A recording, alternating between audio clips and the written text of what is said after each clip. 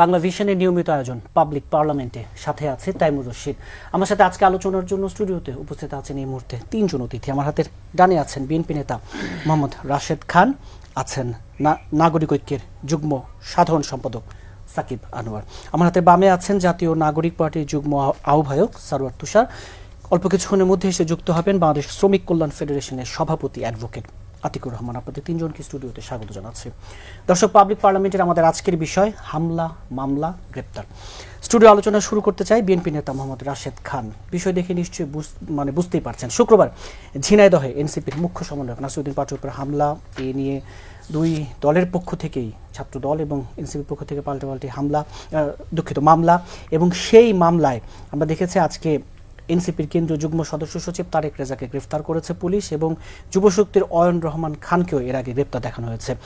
এই বাস্তবতায় হাসনাত আব্দুল্লাহ একটি স্ট্যাটাস দিয়েছেন, সেখানে তিনি বলছেন একটা পুরনো রাজনৈতিক সংস্কৃতি আবার ফিরছে, যেখানে ভিন্নমত দমন, হামলাকারীদের প্রশ্রয় আর উল্টো ভুক্তভোগীদের বিরুদ্ধে মামলা, গ্রেপ্তার। ক্ষমতার অপব্যবহার কখনো স্থায়ী হয় না। আসলেই কি এখানে ক্ষমতার অপব্যবহার হচ্ছে কিনা? রাশেদ খান। আসসালামু আলাইকুম, সবাইকে শুভেচ্ছা। আপনি যে কথা বলার পরে মানে দুঃখ প্রকাশ করলেন যে পাল্টাপাল্টি মামলা এবং পাল্টাপাল্টি হামলা। দেখেন, সেখানে আমরা দেখেছি যে শিবিরের দুজন ক্যাডার যাদের হাতে পিস্তল, এবং এই তথ্য কিন্তু সার্জিস আলম এবং এনসিপির আরেকজন সংরক্ষিত মহিলা আসনের এমপি ডাক্তার মাহমুদা মিতু, তারা কিন্তু সামাজিক যোগাযোগ মাধ্যমে ছড়িয়ে দিয়েছে এবং বলা হলো যে এরা ছাত্র দল, এবং এই বলে তারা কিন্তু প্রচার করতে থাকলো যে নাসিরউদ্দিন পাটোয়ারিকে হত্যার উদ্দেশ্যে ছাত্রদল পিস্তল এনেছিল এবং গুলি করতে চেয়েছিল। কিন্তু আমরা দেখলাম যে পরবর্তীতে সংবাদগুলো আপনিও দেখেছেন যে এই দুজন আসলে, যেহেতু আমার এলাকাতেও আমি তো ডিটেল জানি, তারা দুজন বৈষম্য বিরোধী ছাত্র আন্দোলন করতো, কিন্তু এখন তারা শিবির করে। আর আমার কাছে যেটি মনে হচ্ছে, দেখেন সেখানে আসলে ডিমকে নিক্ষেপ করলো, এখনো পর্যন্ত স্পষ্ট না ছাত্রদলের কেউ ডিম নিক্ষেপ করেছে নাকি শিবিরের কেউ। নাসিরউদ্দিন পাটোয়ারি এর আগে জামাতকে নিয়ে যে ধরনের মন্তব্য করেছিল নিশ্চয়ই আপনি জানেন। জামাত একটি ভারতের দল, জামাত সংস্কার বিরোধী, জামাতের সাথে কেন ইসলাম থাকবে, জামাতকে ভণ্ডামি না করার পরামর্শ দেওয়া, নাম পরিবর্তন করার পরামর্শ দেওয়া, জামাতকে নিয়ে নানান ধরনের মন্তব্য তিনি করেছেন। অর্থাৎ তার উপরে জামাতের নেতৃবৃন্দের এক ধরনের ক্ষোভ আছে। দেখেন, শহীদ উসমান হাদি, তাকে কিভাবে হত্যা করা হলো, তার সাথে ছাত্রলীগের যে সকল কর্মীরা গুপ্ত পরিচয়ে ছিল তারাই কিন্তু উসমান হাদিকে হত্যা করলো, এবং এর দায়টা দেওয়ার চেষ্টা করা হলো কার উপরে? বিএনপির উপরে। ঠিক একইভাবে যেহেতু জামাত এবং শিবিরের ক্ষোভ রয়েছে নাসিরউদ্দিন পাটোয়ারির উপরে, তো আমার কাছে মনে হয় যে তারাই পরিকল্পিতভাবে এ ধরনের ঘটনা ঘটালো কিনা, অর্থাৎ নাসিরউদ্দিন পাটোয়ারিকে হত্যা করে বিএনপির বিরুদ্ধে আন্দোলন করা, এই ধরনের একটি পরিকল্পনা ছিল কিনা সেটি নিয়েও কিন্তু সন্দেহ থেকে যায়। হ্যাঁ, সেটি নিয়ে বলবো। আরেকটি বিষয়, সেটি হলো দেখেন সেখানে নাসিরউদ্দিন পাটোয়ারির যে লাইভ, সেই লাইভ যদি বিশ্লেষণ করেন, সেখানে একজন বলছে যে 1 ঘন্টা আগে শিবিরের সভাপতিকে ফোন দিয়েছি, সভাপতি আসে নাই। এছাড়া জামাতের যিনি এমপি তিনিও আসেন নাই। নাসিরউদ্দিন পাটোয়ারি মোটামুটি বড় সড়ো একজন নেতা এনসিপির, নাসিরউদ্দিন পাটোয়ারি গিয়েছেন। আমার কথা হলো যে জামাত এবং শিবিরের যারা 11 দলীয় জোট, তারা কেন আসলো না? আচ্ছা ঠিক আছে, শুরুতে আসলো না, এই ধরনের ঘটনা ঘটার পরেও কেন আসলো না? আর শুরুতে প্রায় 100 মানুষ ছিল, তারা আবার শিবিরের কর্মী, কেউ বৈষম্যবিরোধী ছাত্র আন্দোলনের কর্মী, কেউ এনসিপির কর্মী।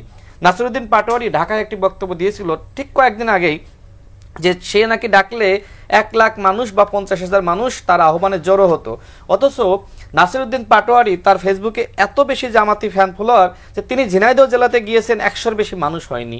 আপনি এত বড় বড় কথা বলেন, আপনি বলেন যে গণ অভ্যুত্থান ঘটিয়ে দিবেন। আপনি জনাব তারেক রহমান, বাংলাদেশের মাননীয় প্রধানমন্ত্রী, তার সহধর্মিণীকে নিয়ে, তার কন্যাকে নিয়ে আপনি কটাক্ষ করেন।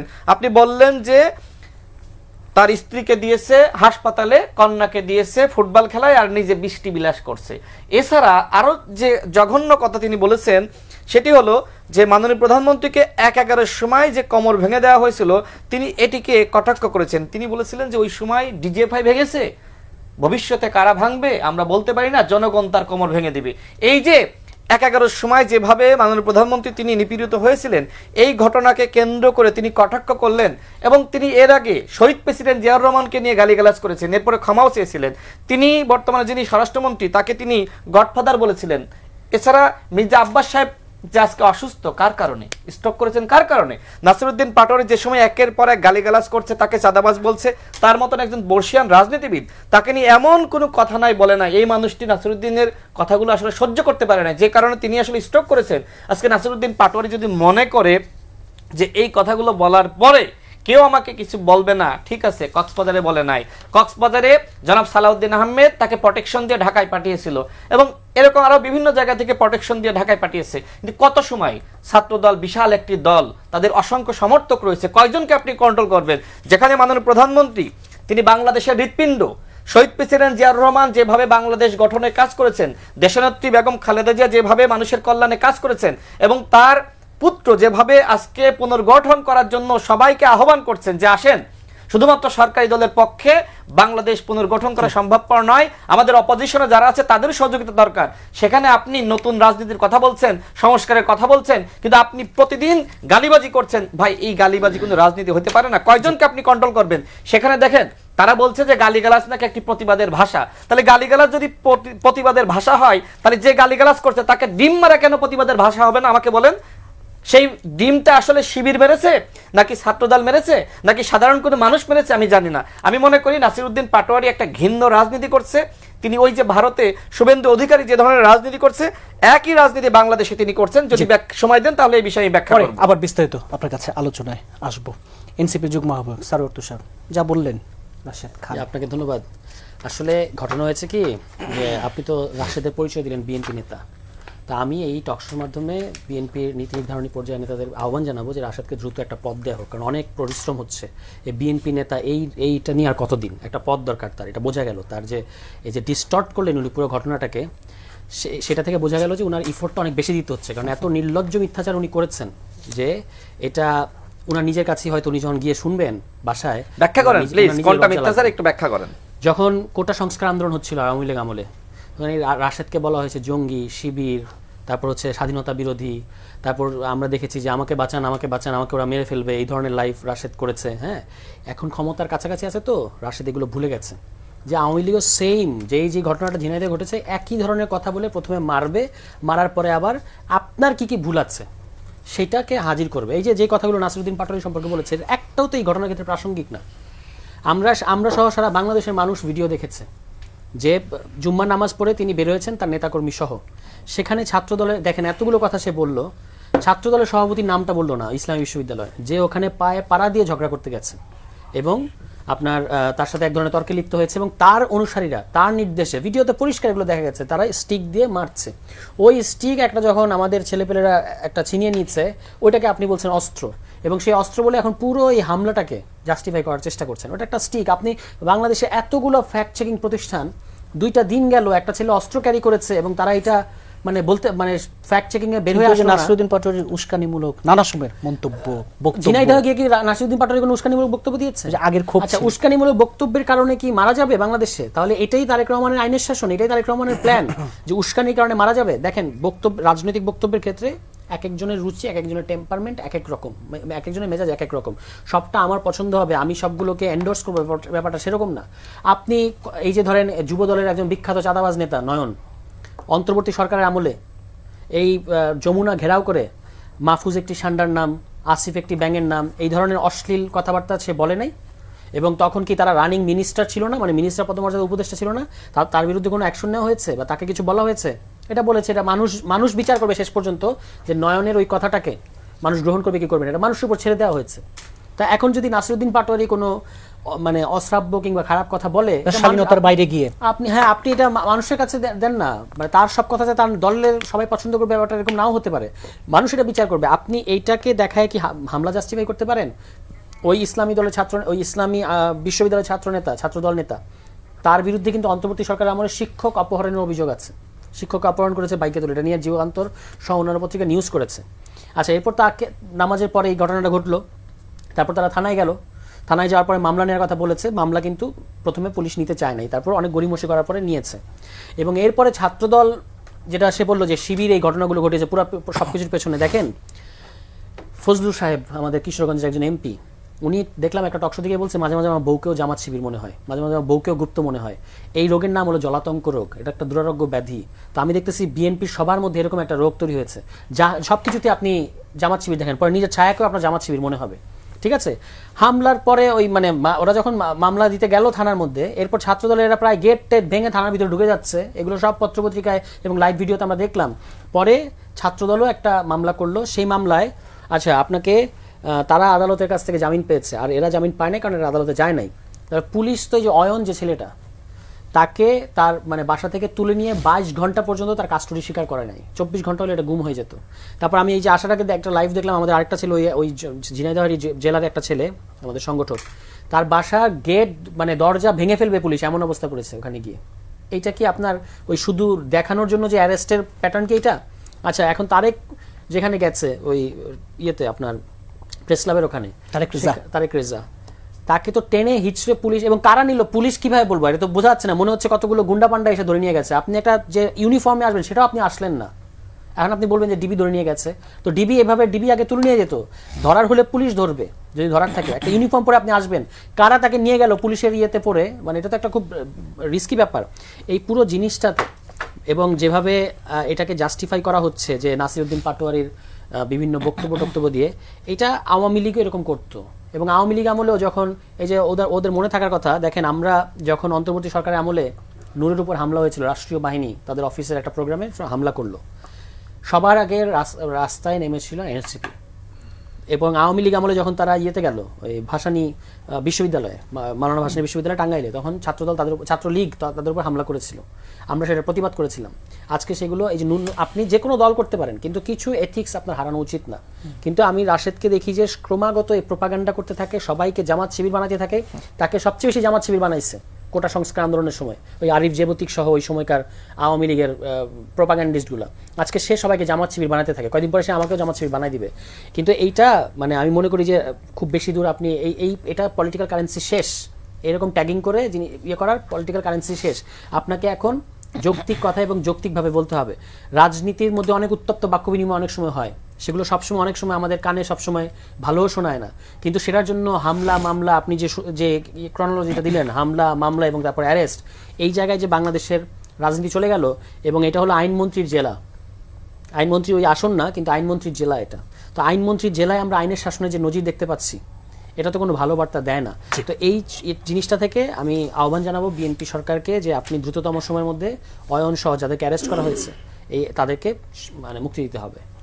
আবার আপনার কাছে আসবো, নাগরিক ঐক্যের যুগ্ম সাধারণ সম্পাদক সাকিব আনোয়ার, এই যে ঘটনা ঘটছে, আইনের শাসন বলি বা কি বার্তা দেয় আসলে? ধন্যবাদ, শুভেচ্ছা জানাচ্ছি আমার সহ আলোচক এবং যারা শুনছেন। এই যে ক্রোনোলজির কথা স্যার তুষার বললেন, হামলা মামলা গ্রেফতার, হামলার ব্যাপারে তো আমরা মানে কখনোই প্রত্যাশা করি না যে এই ধরনের ঘটনা ঘটুক। মামলা হবে যদি কেউ কারোর উপরে কোনো অবিচার করে থাকে, তাহলে আরেক পক্ষ মামলা করবে এবং তার ভিত্তিতে গ্রেফতার হবে, স্বাভাবিক প্রসিডিউরের মধ্য দিয়ে হবে। যেভাবে গ্রেফতার করা হয়েছে তারেক রেজাকে, সাদা পোশাকে তুলে নিয়ে যাওয়া, ওই যে সেই শব্দগুলো, এগুলো তো আসলে আমরা আবারও যে শুনবো বা আবারও যে পত্রিকায় এই একই ভাষায় লেখা হবে, কিংবা আপনারা গণমাধ্যমে ইলেকট্রনিক মিডিয়াতে ওই একই ভাষায় বলবেন যে সাদা পোশাকে তুলে নিয়ে যাওয়া হয়েছে, পরে গ্রেফতারের কথা বলা হয়েছে বা গ্রেফতার দেখানো হয়েছে, ওই জায়গাতে আসলে আমরা ফিরতে চাই না। বিষয় হচ্ছে যে একটা কনফিউশনের জায়গা আছে, যে ধরেন হামলাটা আসলে কারা চালালো, এক এক পক্ষ তার এক পক্ষের উপরে আসলে দোষারোপ করছেন। এখন হামলা যেই চালাক, ধরেন যদি এনসিপির কোনো নেতা, এনসিপি এখন বিরোধী দলে আছে, এনসিপিও যদি কারোর উপরে হামলা চালায়, এই হামলা চালানোর দায়টাও তো আসলে আলটিমেটলি সরকারকে নিতে হবে, কারণ আইন শৃঙ্খলা পরিস্থিতি নিয়ন্ত্রণের দায়িত্ব তো সরকারের। এখন নাসিরউদ্দিন পাটোয়ারি, হ্যাঁ রাজনীতিতে হয়তো বা তিনি নবীন, মানে অনেক আমাদের দেশের যারা প্রবীণ রাজনীতিবিদ যারা আছেন সেই তুলনায় দলটাই তো একদমই নবীন, নতুন একটা রাজনৈতিক দল। কিন্তু নাসিরউদ্দিন পাটোয়ারি জাতীয় নাগরিক কমিটি, যেটা জুলাই গণঅভ্যুত্থানের পরপর গঠিত হয়েছিল, সেই বৈষম্য বিরোধী ছাত্র আন্দোলন থেকে গড়ে ওঠা প্ল্যাটফর্ম, তার আহ্বায়ক ছিলেন। ফলে নাসিরউদ্দিন পাটোয়ারি কে আপনাকে আসলে মানে প্রোটেকশন দিতে হবে, মানে রাশেদ খান যেটা বলছিলেন যে তাকে চিটাগাং থেকে প্রোটেকশন দিয়ে ঢাকায় পাঠানো হয়েছে, তাকে ঝিনাইদহ থেকেও প্রোটেকশন দিয়ে পাঠানো হয়েছে। ঝিনাইদহ থেকে প্রোটেকশন দিয়েই কিন্তু এনেছে। না, ওই যে ডিম মারার যে ব্যাপারটা, ডিম ছোড়ার যে বিষয়টা, ডিমটা কে ছুড়লো, শিবির না ছাত্রদল, সেটা নিয়ে কিন্তু এখনো না, আমি কোনো প্রমাণ হাজির করতে কেউ পারে নাই। ওটাই বলছি যে যদি ডিম শিবিরও ছুঁড়ে থাকে তাহলে একজন মানে জাতীয় পর্যায়ের একজন নেতা বা একজন নাগরিক তার উপরে যে ডিম ছোড়া হলো, এর দায়িত্ব আসলে সরকারকে নিতে হবে। সরকার এবং রাজনৈতিক দল, রাশেদ খান তো সরকারে নেই, রাশেদ খান ওই সরকার যে দল গঠন করেছে সেই দলে আছেন। এই দলটা এবং সরকার কিন্তু আলাদা। দলের দায় একটা, যে দলের নেতাকর্মীরা কার উপরে হামলা চালালো, কি করলো, সেটা তো দলের দায়।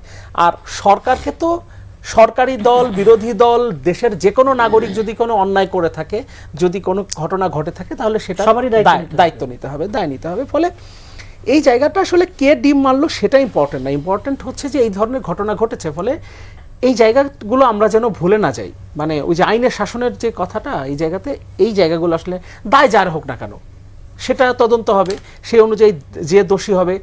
জানি না আসলে দোষী হওয়ার পর আসলে বিচার ঠিকঠাক মতো হবে কিনা, কারণ বিচার ব্যবস্থার সংস্কার নিয়ে তো আমরা আসলে অনেক কথাবার্তা বললাম, অনেক কিছু করলাম, তারপরে শেষ পর্যন্ত এসে তো দেখলাম যে সুপ্রিম কোর্ট সচিবালয় অধ্যাদেশ বাতিল হয়ে গেল, আমরা আবার হাসিনার সেই আগের প্যাটার্নে ফিরে গেলাম, কিংবা সুপ্রিম কোর্ট বিচারক নিয়োগ অধ্যাদেশ সেটাও বাতিল হয়ে গেল। কেন হলো জানি না।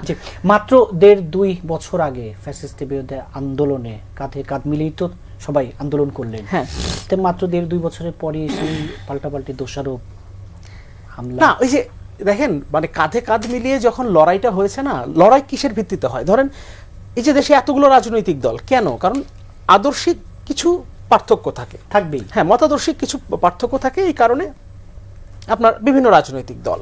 কিন্তু যখন আপনি কোনো একটা কমন কর্মসূচির ভিত্তিতে আপনি যখন কোনো একটা লড়াইয়ে থাকবেন, তখন মানে এটা হয়ে যায়, মানে রাজপথেই আসলে আমাদেরকে একসাথে করে দেয় যারা রাজনৈতিক কর্মী, তাদের ব্যাপারটাই আসলে এরকম। এখন আমাদের কিছু কর্মসূচি ছিল, সেই যে কর্মসূচিগুলোর ভিত্তিতে আমরা আসলে লড়াইটা করেছিলাম। তখন একটা দানব আমাদের সামনে এসে হাজির হয়েছিল, যে দানবকে আমাদের সরাতে হবে। ফলে আমরা সবাই মিলে লড়াইটা করেছি। লড়াইটার কিছু ভিত্তি ছিল, যেমন বিএনপি 27 দফা ছিল, গণতন্ত্র মঞ্চ ছিল, তখন সারোয়ার তুষার এখন এনসিপিতে আছেন, কিন্তু তখন তিনি গণতন্ত্র মঞ্চের অংশ ছিলেন, আমরা ছিলাম। আমাদের ছিল 14 দফা। পরবর্তীতে এই বিএনপি 27 দফা, গণতন্ত্র মঞ্চের 14 দফা সহ 31 দফা হয়। ওই 31 দফাতেও কিন্তু 9 নম্বর দফায় এই যে বিচার বিভাগের স্বাধীনতার বিষয়টা উল্লেখ করা ছিল 9 নম্বর দফায়। ওর ভিত্তিতে তো আমরা লড়াইটা করেছি। ফলে কাঁধে কাঁধ যে মিলেছে সেটা কর্মসূচির ভিত্তিতে। কিন্তু যখন আমরা দেখছি যে ওই কর্মসূচিতে যেগুলো আমরা অবশ্যই করব বলে, এবং যেগুলোর মানে যেগুলো নিয়ে আমরা যখন কর্মসূচিগুলো আমরা তৈরি করেছি, তখন যেগুলো নিয়ে আমরা ফাইট করেছি যে না, এটা থাকতে হবে, এটা করতে হবে, সেই বিষয়গুলোও যখন আমরা দেখছি যে একটা অনিশ্চয়তায় পড়ে যাচ্ছে, তখন আসলে আমাদের সন্দেহের জায়গাটা তৈরি হয় যে আসলে সামনে ব্যাপারটা কি হবে। আর একটা কথা একটু বলি, রাশেদ খান একটা কথা বললেন যে জামাত সহ 11 দলের কাউকে মানে সেখানে দেখা যায় নাই। মানে আমার কয়েকদিন হলো মনে হচ্ছে লাস্ট একটা ওই নাসিরউদ্দিন পাটোয়ারিরই একটা বক্তব্য থেকে, যে সম্ভবত এনসিপি এবং জামাতের মধ্যে একটা অলিখিত প্রতিযোগিতা চলছে যে আসলে কারা মানে বেশি সাম্প্রদায়িক। মানে নাসিরউদ্দিন পাটোয়ারির একটা বক্তব্য ছিল কয়েকদিন আগে এমন, যে বাঙালি মুসলমানের শেষ ঠিকানা এনসিপি। আমি বাঙালি, আমি বাঙালি মুসলমান, কিন্তু আমি আসলে এনসিপি করি না। ফলে ওই যে আইডেন্টিটি পলিটিক্স, যেটা ধরেন ভারতে অত্যন্ত জনপ্রিয় এখন, এবং তারা যে সমস্ত রাজ্যগুলোতে, কেন্দ্রীয় সরকার তো তাদের, রাজ্যগুলোতেও যে সব জায়গায় তাদের সরকার ছিল না, আমরা পশ্চিমবঙ্গেও দেখলাম, সেখানে তাদের এক ধরনের জয়রথ আমরা দেখতে পাচ্ছি আইডেন্টিটি পলিটিক্সের। এনসিপি সম্ভবত আইডেন্টিটি পলিটিক্সটা করতে চাচ্ছে, এবং এই জায়গাতে জামাতের সাথে তাদের একটা মানে দ্বন্দ্ব হওয়াটা স্বাভাবিক, আবার আলটিমেটলি আইডেন্টিটি পলিটিক্স করা পার্টি। এই জায়গা আবার পরে আসছে। মোহাম্মদ রাশেদ খান, এই যে আমি ভাই যে কথা বললেন, এর আগে সারোয়ার তুষার যা বললেন তার একটু ভাই যে কথা বললেন, আর আমি যে কথা দিয়ে শেষ করেছিলাম, তো শোনেন, নাসিরউদ্দিন পাটোয়ারি তো আসলে টকশোতে আলোচনা হওয়ার বিষয়বস্তু হওয়ার কথা ছিল না, কিন্তু কেন হচ্ছে? কারণ এদেশের তরুণরা একটি গণ অভ্যুত্থানের নেতৃত্ব দিয়েছে, কিন্তু বাস্তব, এবং এদেশের রাজনৈতিক শক্তি, সামাজিক শক্তি, আইনগত শক্তি, সকল শক্তি কিন্তু মাঠে নেমেছে তরুণদের আহ্বানে। সেই তরুণরা যে সময় 71-এর দায় নিতে চায় না, বক্তব্য দেওয়ার পরেও যাদের 71-এর দায় আছে তাদের সাথে চলে যায়, তখন নানান কথাবার্তা আসে। আমি শেষ বলেছিলাম যে নাসিরউদ্দিন পাটোয়ারি বাংলাদেশের শুভেন্দু অধিকারী। ভাই যেটা বললেন যে এখন তারা চেষ্টা করছে যে আসলে কে বেশি সাম্প্রদায়িক হবে, এরকম কিছু। বা মানে ওই রকমই বোঝাই। দেখেন নাসিরউদ্দিন পাটোয়ারি যে মসজিদ ভিত্তিক রাজনীতি শুরু করেছে, ভারতে কিন্তু বিজেপি মন্দির ভিত্তিক রাজনীতি করে। ভারতে বিজেপি বলে যে এই দেশের যারা হিন্দুরা রয়েছে আমাদের সবাইকে একতাবদ্ধ হতে হবে ওই সংখ্যালঘু মুসলিমদের বিরুদ্ধে। ঠিক একইভাবে দেখেন নাসিরউদ্দিন পাটোয়ারি একটা বেসরকারি টেলিভিশনের টকশোতে বলেছে এদেশের হিন্দুরা ভোট দিয়েছে বিএনপিকে, এবং তিনি আরো বলেছেন এদেশের মুসলমানদেরকে একতাবদ্ধ হতে হবে। ওই বিজেপির সুর আর এনসিপির নেতার সুরের ভিতর কোনো পার্থক্য খুঁজে পান? এই জন্য আমি বলেছিলাম যে মানে নাসিরউদ্দিন পাটোয়ারি বাংলাদেশের শুভেন্দু অধিকারী হওয়ার চেষ্টা করছে, কিন্তু আপনাকে মাথায় রাখতে হবে বিএনপি এমন একটি দল যে দল জাতীয়তাবাদ এবং ইসলামী মূল্যবোধকে ধারণ করে। ইসলামের সাথে সাংঘর্ষিক কোনো উদ্যোগ বিএনপি অতীতেও কখনো গ্রহণ করে নাই, ভবিষ্যতেও করবে না। বিএনপি এমন একটি ছাতা যে ছাতার নিচে মুসলমান, বৌদ্ধ, খ্রিস্টান, হিন্দু সকল ধর্মের মানুষ বসবাস করতে পারে। আর এনসিপি এখন নতুন একটি দল, তারা এমন একটি ছাতা হওয়ার চেষ্টা করছে যেখানে শুধু মুসলমানরাই থাকবে, যেটা নাসিরউদ্দিন পাটোয়ারির বক্তব্য যদি আপনি বিশ্লেষণ করেন। দেখেন এদেশের মুসলমানদের ভোট কিন্তু নানান ভাগে বিভক্ত। এনসিপি চাইলেও বিজেপি হইতে পারবে না, জামাত চাইলেও বিজেপি হইতে পারবে না, কারণ মুসলমানরা যে জামাতকেই ভোট দেবে, এনসিপিকেই ভোট দেবে তার নিশ্চয়তা কি? কারণ বিএনপি তো আর মুসলমান বিরোধী না, বিএনপি তো আর আসলে ইসলাম বিরোধী না। বিএনপি ইসলামকে ধারণ করে, লালন করে, পালন করে। এবং বিএনপির নেতৃবৃন্দ আপনি দেখবেন যে আওয়ামী লীগের নেতৃবৃন্দ যে ধর্মনিরপেক্ষতা নিয়ে বেশি কথা বলতো না, বিএনপি দেখবেন এই ধর্মনিরপেক্ষতা এই শব্দটা বিএনপির ধারে কাছেও যায় না। বিএনপি ইসলামী মূল্যবোধকে ধারণ করে, বিএনপি জাতীয়তাবাদকে ধারণ করে, বিএনপি বিশ্বাস করে এদেশে যে অন্যান্য সম্প্রদায়ের মানুষ রয়েছে, ধর্মের মানুষ রয়েছে, তারাও তার ধর্মীয় স্বাধীনতা ভোগ করবে। এবার তুষার ভাইয়ের বক্তব্যের একটু বিশ্লেষণ করি। তিনি আমাকে বললেন যে নির্লজ্জ মিথ্যাচার করেছি। কোথায় কোথায় মিথ্যাচার করেছি বলতে পারেন নাই। শোনেন, মিথ্যাচার নাসিরউদ্দিন পাটোয়ারি করেছে, মিথ্যাচার করেছে আপনার বিভিন্ন দলের বিরুদ্ধে, নেতাদের বিরুদ্ধে। আমি মনে করি বিএনপি ছাত্র দলের নেতাদের থেকেও জামাত শিবিরের নেতাকর্মীরা নাসিরউদ্দিন পাটোয়ারির উপরে বেশি ক্ষুব্ধ। এখন তাদের ভিতরে হয়তো প্রতিযোগিতা শুরু হয়েছে। জাতীয় নির্বাচনে জামাত ইসলাম তাদেরকে আসন ছাড় দিয়েছিল, তারা এমপি হয়েছে কয়েকটা আসনে। কিন্তু কথা হলো পরবর্তীতে দেখবেন যে তাদের বক্তব্যগুলো, নাহিদ ইসলাম বলছে যে আমাদের কোনো আদর্শিক জোট না, আমরা সংস্কারের জোট। আরে যার ভিতরে আদর্শের কোনো মূল নাই, তারা মানে আদর্শের কোনো মিল নাই, তারা সবাই মিলে আসলে কি সংস্কারটা করবে? আপনারাই তো বলেছেন যে জামাত ইসলাম সংস্কার চায় না, জামাত ইসলাম প্রতারণা করছে, ধোঁকাবাজি করছে, এই কথাগুলো তো আপনাদেরই ছিল। সেখানে আইনমন্ত্রী এলাকা মানে কি? বিএনপি এমন একটা দল, আপনি নিশ্চয়ই জানেন যে 300 আসনে যাদেরকে প্রার্থী দেয়, পাশ করুক বা ফেল করুক, যদি বিএনপি সরকার ক্ষমতায় আসে তাহলে ওই আসনগুলোতে বিএনপির প্রতিনিধি হিসেবে তারাই থাকে। তিনি মন্ত্রী হন আর মন্ত্রী না হন। যেমন আমি ঝিনাইদহ 4-এ আমি নির্বাচন করেছি, সেখানকার প্রতিনিধিত্ব আমি করছি। আইনমন্ত্রী তিনি শোলকুপা থেকে নির্বাচিত হয়েছেন, এর বাইরে তিনি রাজনৈতিকভাবে হস্তক্ষেপ করেন না। হ্যাঁ, তিনি জাতীয় পর্যায়ে তিনি আইনমন্ত্রী, তিনি পুরো দেশের আইনমন্ত্রী। এখন তাকে বলতেছেন যে ঝিনাইদহ জেলার আইনমন্ত্রী। What is this? Nasiruddin Patwari তিনি বড় রাঘব বোয়ালকে ধরতে চান। মানে আমাকে দেখলাম যে তিনি কটাক্ষ করে বলছেন যে বিএনপির কর্মী, গণ অধিকার পরিষদের কর্মী ছিল। আমরা যে সময় 18 সালে কোটা সংস্কার আন্দোলনের নেতৃত্ব দিয়েছি, এই নাসিরউদ্দিন পাটোয়ারিকে আমি দেখেছি যে আমাদের নেতৃত্বে আন্দোলন করছে, আর সে আমাকে বলছে নাসিরউদ্দিন পাটোয়ারির নাম নিয়ে নাকি আমি টিআরপি বাড়াইতে চাই। তুমি নাসিরউদ্দিন পাটোয়ারি সারাদিন মাননীয় প্রধানমন্ত্রীকে গালিগালাজ করো কিসের জন্য? নাসিরউদ্দিন পাটোয়ারিকে তো সরার তুষার ভাইদেরকে তো আমরা মোটামুটি মিডিয়াতে দেখেছি। নাসিরউদ্দিন পাটোয়ারিটা তো গালিগালাজ না করলে আজকে মানুষ চিনতো না। আজকে যদি সংস্কার মানে গালিগালাজ, সংস্কার মানে চরিত্র হনন করা, সংস্কার মানে মিথ্যাচার করা, ভাই এইটা তো কোনো নতুন রাজনীতি হইতে পারে না। এনসিপি আজকে জামাতের প্রোম্যাক্সে পরিণত হয়েছে। এনসিপি বাংলাদেশে কোনো নতুন রাজনীতি করছে না। সরার তুষার ভাইকে ধন্যবাদ জানাই। আমি জানি না তিনি এখন কেন আসলে মানে জামাতের যে অপরাজনীতি, সেই অপরাজনীতির বিরুদ্ধে কথা বলছেন না। টকশোতে কিন্তু এনসিপির পক্ষ থেকে শুরুতে দেখেছি যে কয়েকজন। আচ্ছা, রাশেদ খান বলছিলেন এই যে এনসিপি 11 দলীয় জোট, তাদের আদর্শ, তাদের রাজনীতি। জি, আমি যে কথা বলছিলাম, দেখেন তুষার ভাই যে কথা বললেন যে যুব দলের বিখ্যাত চাঁদাবাজ, আপনারা বলেন যে বিএনপি পুরাতন বন্দোবস্তের রাজনীতি করছে আর আপনারা নতুন বন্দোবস্ত প্রতিষ্ঠা করতে চান। আচ্ছা, আমার প্রশ্ন হলো, নতুন বন্দোবস্ত কি থানা থেকে চাঁদাবাজকে ছাড়িয়ে আনা? নয়ন যদি হয় বিখ্যাত চাঁদাবাজ, তাহলে হান্নান মাসুদ কুখ্যাত চাঁদাবাজ। আপনাদের এরকম অসংখ্য উদাহরণ আমি দিতে পারবো, অসংখ্য উদাহরণ রয়েছে। এই যে আসিফ মাহমুদ চ্যালেঞ্জ করলো, সে কোনো দুর্নীতি করে নাই। আসিফ মাহমুদ, হাসনাত, নাহিদ ইসলামরা, হান্নান মাসুদরা অন্তর্বর্তীকালীন সরকারের সময় তাদের এলাকায় হাজার হাজার কোটি টাকার প্রজেক্ট নিয়েছে। প্রথম আলো পত্রিকায় বিস্তারিত এসেছে।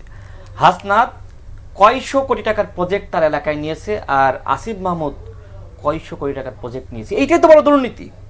আমার এলাকায় তো যায়নি, সে তো পারে নাই। বরাদ্দ হয়নি। নির্বাচনের সময় আপনি দেখিয়েছেন আমি এই বরাদ্দগুলো এনেছি, আমাকে ভোট দিলে আমি আরো বরাদ্দ আনতে পারবো। এটা দুর্নীতি না? এর থেকে বড় দুর্নীতি আর কি হইতে পারে?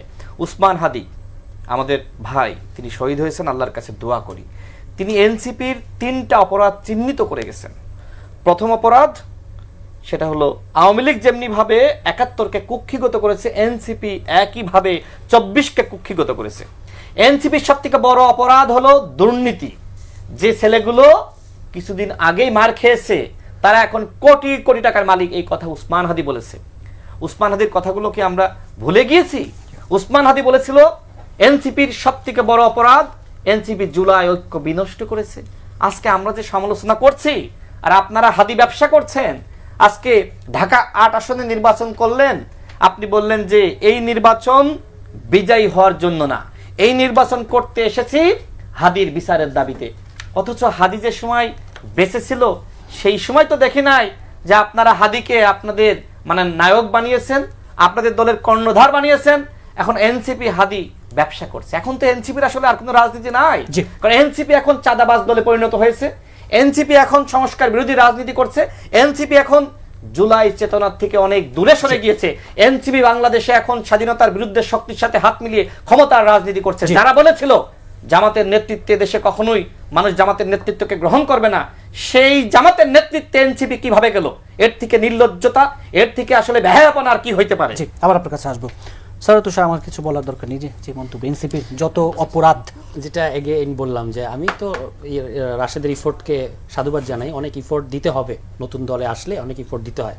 কিন্তু দেখেন এই যে হাদিকে আপনি যদি এখন ইনস্ট্রুমেন্ট বানান এনসিপিকে ঘায়াল করার জন্য, তাহলে এটা অনেস্ট হবে না। আবার বিএনপি দেখবেন হাদি হত্যার বিচার চাইলে, হাদি ব্যবসায়ী কথাটা বলে, যেটা সেও বলে, এটা কিন্তু অত্যন্ত গর্হিত একটা। কেউ যদি শহীদ হাদির প্রতি তার ন্যূনতম রেসপেক্ট থাকে এবং হাদি হত্যার বিচার চায়, তাহলে কেউ এই কথা বলে। হাদি ব্যবসা মানে কি? আপনি যদি হাদি হত্যার বিচারের বাইরে কেউ কিছু চাচ্ছে, আমি যেটা দেখি নাই, কিন্তু আপনি এটাকে হাদি ব্যবসা মানে আপনি তার মানে এটা তো একটা মানে অবমাননা করছেন। এই হত্যাকাণ্ডটাকে আপনি লঘু করছেন, যেটা একটা গর্হিত হত্যাকাণ্ড। যে আপনার এই গণ অভ্যুত্থানের পরে নির্বাচনের নেমে একজন জুলাই যোদ্ধা শহীদ হয়েছে, আপনি তাকে নিয়ে এরকম মস্করা করছেন। এটা অন্যান্য অনেককে আমি করতে দেখেছি, এটা রাশেদ করে, এটা আমি এখন এটা অভিজ্ঞতা হলো। এনসিপির আরো যত আপনার হান্নান মাসুদ আপনার কোথায় গিয়ে কোন চাঁদাবাজকে ছাড়িয়ে এনেছে, এই যে দেখেন ডিস্টর্ট, একটু সত্যের সাথে অনেক বেশি মিথ্যা মিশানো। হান্নান মাসুদ এই মোহাম্মদপুরের একটা ঘটনায় পুলিশের সাথে কিছু ছেলে তর্ক বিতর্ক চলছিল, সেখানে তাকে ওই ছেলেটাকে থানায় নিয়ে যাওয়া হয়েছিল এবং পরে হান্নান মাসুদকে পুলিশ অনুরোধ করেছিল, পুলিশ ঊর্ধ্বতন কর্মকর্তা, যে ওর বিরুদ্ধে তো এই মুহূর্তে কোনো মামলা নাই, তাহলে আমি ওকে কীভাবে রাখবো, কোন স্কোপে, আপনি ওকে জিম্মাদার হয়ে নিয়ে যান। হান্নান মাসুদ এটা করেছে। আমি মনে করি যে পুলিশের ওই কর্মকর্তা তাকে ফাঁসিয়েছিল ওই মুহূর্তে। তো এটা যদি খুব খারাপ হয়, এখানে তো কোনো মপ টপ কিছু করে নাই, আপনারা তো গিয়ে মপ করেন থানায়। একাধিক কত উদাহরণ লাগবে যে থানায় গিয়ে মপ করা। এই সাম্প্রতিক পুরনো উদাহরণ বাদ দিলাম, আপনি যদি ওই গুগলে গিয়ে সার্চ করেন এভাবে যে থানা ঘেরাও করে আসামিকে ছিনতাই, বিএনপি, ছাত্রদল, যুবদল, স্বেচ্ছাসেবক দল, এভাবে যদি একটা আপনি সার্চ দেন, দেখবেন যে শত শত আপনার গত 1.5 বছরের সব শত শত আপনি নিউজ পাবেন।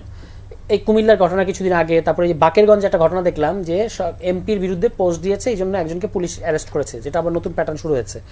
থানার ভেতরে ছাত্রদলের ছেলে পেলে গিয়ে ঢুকে তাকে মেরে এসেছে পুলিশের সামনে, বিএনপি লোকেরা মেরে এসেছে। এইটা ঘটছে বাংলাদেশে। তো সেগুলোর ব্যাপারে আপনি বলেন না কেন?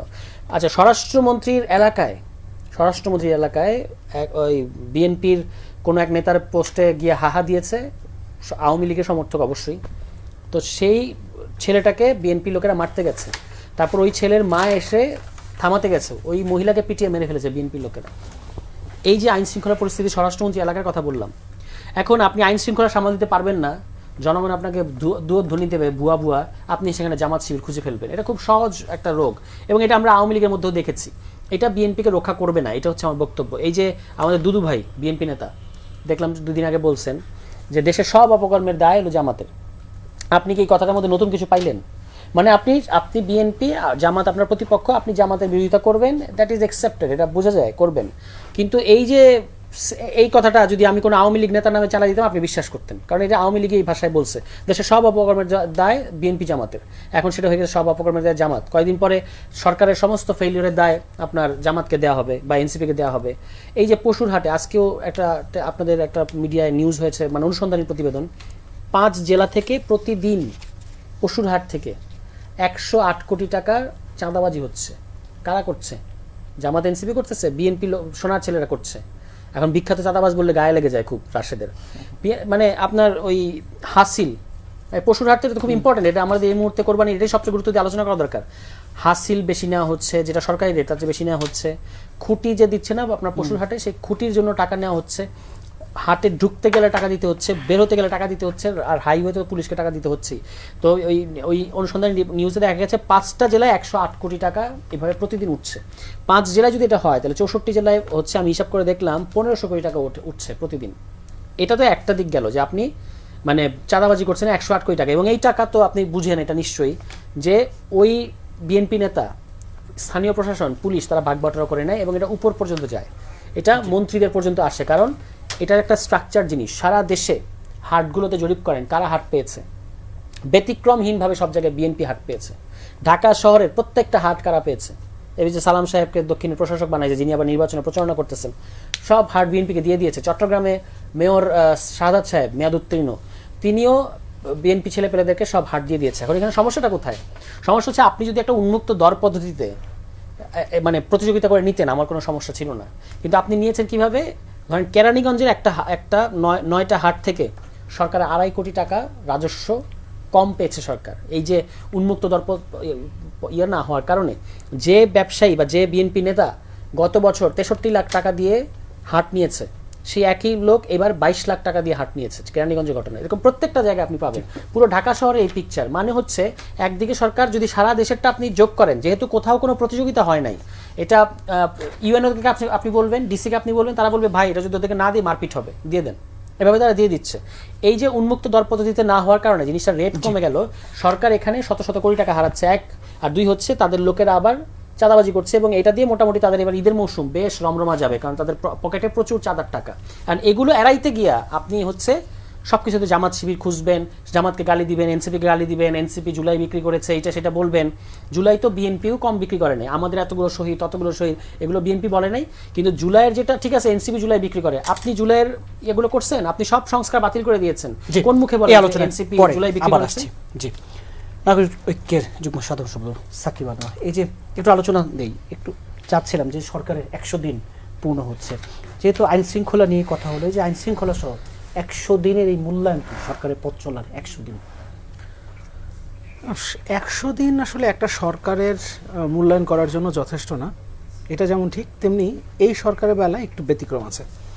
কারণ এই সরকার মানে অনেক বড় একটা অভ্যুত্থান, একটা ঐতিহাসিক এক অভ্যুত্থানের পরে আসলে প্রথম একটা নির্বাচিত সংসদ, সেই সংসদ নির্বাচনের মধ্য দিয়ে যে সরকারটা গঠিত হয়েছে, ফলে একদম শুরুর দিন থেকেই আসলে মানে মূল্যায়ন করার মতো অনেকগুলো ইনস্ট্রুমেন্ট আসলে আমাদের সামনে চলে এসছে। রাশেদ খান বলছিলেন যে সংস্কার মানে গালিগালাজ না, এটা ঠিক যে সংস্কার মানে গালিগালাজ না, আবার সংস্কার মানে এটাও না যে আপনি একটা ভোটে, যেমন গণভোটে হ্যার পক্ষে প্রচার করবেন, এবার পরে যখন সেই গণভোটে মানে আপনি জয়যুক্ত হচ্ছেন, কারণ আপনি যেটা প্রচার করছেন, মানে যেমন রাশেদ খান ধানের শীষের প্রচার করেছেন, ধানের শীষ যদি জয়লাভ করে তাহলে তো তিনি জয়লাভ করছেন, ফলে যখন আপনি হ্যার পক্ষে ভোট করছেন মানে প্রচারণা করছেন, হ্যাঁ যখন জয়লাভ করবে তখন আপনি তো জিতলেন, কিন্তু আপনি নিজের জয়টাকেই যখন অস্বীকার করেন, তখন আসলে আমরা ওটাকেও ঠিক সংস্কার বলতে পারি না, অন্তত মানসিকতার সংস্কার তো নাই। আর মবের কথা বলা হচ্ছিল, আমি একটু মানে আগের বিষয়গুলোকে অ্যাড্রেস করে এই জায়গাটাতে আসি। যেমন সারোয়ার তুষার মবের কথা বললেন, মবের যে কালচারটা এটা তো মানে জুলাই অভ্যুত্থানের পর থেকেই আসলে শুরু হয়েছে, এবং মানে দুর্ভাগ্যজনকভাবে আসলে জুলাই অভ্যুত্থানে যারা নেতৃত্ব দিয়েছেন তাদের হাত দিয়ে হয়েছে। আসলে 32 নম্বরের কথা আমাদের নিশ্চয়ই মনে আছে, আসিফ মাহমুদ তখন সরকারে ছিলেন, তিনি ফেসবুকে একটা স্ট্যাটাস দিয়েছিলেন উৎসব হোক। তারপর আপনার এটা তো হাসনাত আব্দুল্লাহ একদম শুরু করেছিলেন আসলে, তিনি স্ট্যাটাস দিয়ে যে আসিফ আজকে- মাহমুদ বুলডোজারও পাঠিয়েছিলেন। না এটা সে তো ঠিক আছে, তো এখন মানে ওখান থেকে কিন্তু এটা শুরু হলো। ইনফ্যাক্ট ইন্টারেস্টিং ব্যাপার হচ্ছে যে ওই দিন সন্ধ্যায় আপনার সাথেই সম্ভবত আমি একটা টকশোতে ছিলাম, সন্ধ্যায় ছিলাম, এবং ওই দিন কথাও ছিল এটা নিয়ে, এবং আমি একটা প্রেডিকশন করেছিলাম যে এই যে আজকে শুরু হলো এটা থামানো যাবে না, এবং তার পরের সপ্তাহেও সম্ভবত আমি এসে আবার আপনার সাথেই বসেছিলাম এবং তখন বলেছিলাম যে 36টা জেলায়, ওই এক সপ্তাহ আগে যেটা বলে গেলাম ঠিক এক সপ্তাহ পরে এসে দেখছি যে 36টা জেলায় আসলে এই ঘটনাটা ঘটলো। এই যে কালচারটা শুরু হয়েছে এটা আসলে থামানো যাচ্ছে না। এই যে থানা ঘেরাও করে আসামি ছিনতাই বা থানার ভেতরে গিয়ে মারপিট, যেমন ধরেন শাহবাগ থানায় কিছুদিন আগে ধরেন শিবির কিংবা এনসিপি তাদের সমর্থিত কয়েকজন গেল, নিশ্চয়ই মনে আছে আমাদের ওই ইমির ব্যাপার ঘটনার সময়, তারা ভেতরে যেভাবে গেল তার উপরে যেভাবে হামলা করলো বা যাই হোক ঘটেছে আমরা দেখেছি। আবার তাদের উপরও আবার কয়েকদিন পরে দেখা গেল আবার ছাত্র দল হচ্ছে। মানে এই ব্যাপারগুলো আসলে কোন পক্ষকে দোষারোপ করব? কোনো পক্ষকে আসলে দোষারোপ করা নাই, সবাই যে যেখানে যতটুকু সুযোগ পাচ্ছে সেটা করছে। সারওয়ার সাহেব বেশ কিছু তথ্য দিলেন এবং আমার মাথায় ওই আগের কথাগুলো আসলো। সেটা হলো যে এই যে রেটে আসলে আমাদের পাওয়ার কথা ছিল, মানে সরকার যে পরিমাণ রাজস্ব পাবে, রাজস্ব পাবে হাটগুলো থেকে, সেই পরিমাণ রাজস্ব আসলে পাচ্ছেন না, তার থেকে কমেই হাট দিয়ে দেওয়া হচ্ছে।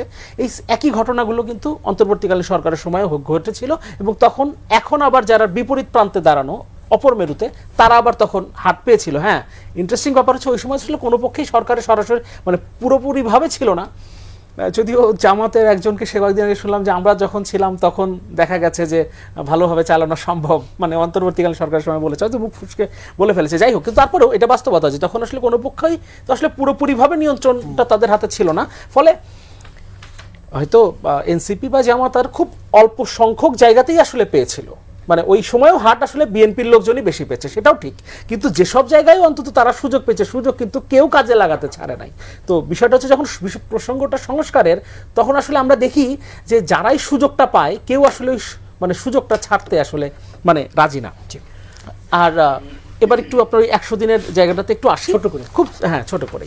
শুরুতেই তো ধরেন গণভোট ইস্যু, গণভোটটা ধরেন একরকম অস্বীকার করা হলো, এবং তারপর শপথ গ্রহণ করা হলো না সংবিধান সংস্কার পরিষদের মাধ্যমে আমরা যে সংস্কারগুলো চেয়েছিলাম সেটার কিন্তু একটা মানে সেটা কিন্তু একটা যৌক্তিকতা আছে, কারণ আপনি বলছেন এখন